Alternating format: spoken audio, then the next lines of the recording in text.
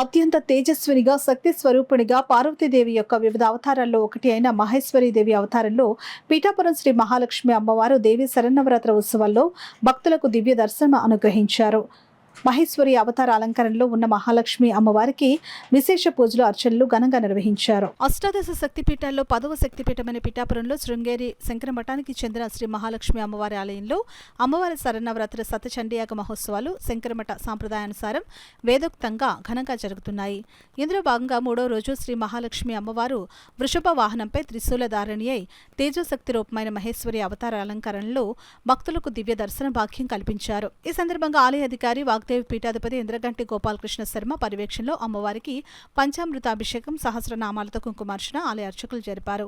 అలాగే పండితుడు శ్రీచక్ర నవవర్ణార్చన చండీ సప్తసతి పారాయణ చండీ హోమం నిర్వహించారు. వివిధ ప్రాంతాల నుంచి కూడా భక్తులు వచ్చి అమ్మవారిని దర్శించి తరించారు. ఈ సందర్భంగా ఆలయ అధికారి వాగ్దేవి పీఠాధిపతి ఇంద్రగంటి గోపాల కృష్ణ శర్మ మీడియాతో మాట్లాడారు. ఎంతోమంది భక్తుల సహకారం, పిఠాపురం పట్టణంలో వాళ్ళు, పరిసర ప్రాంతాల్లో ప్రజలు, వేరే రాష్ట్రాల్లో వేరే దేశాల నుంచి కూడా ఇక్కడ ఆర్థికంగా ఎంతో సహకారం చేస్తూ ఈ ఆలయాన్ని, ఈ కార్యక్రమాన్ని, వార్షికోత్సవాలని, శరన్నవరాత్రులు నడిపిస్తూ ఉన్నారు.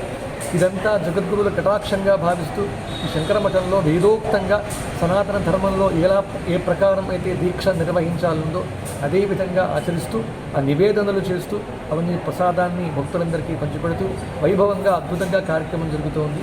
ఇవాళ అలంకారం మాహేశ్వరి అలంకారంగా అమ్మవారు పూజింపబడుతుంది.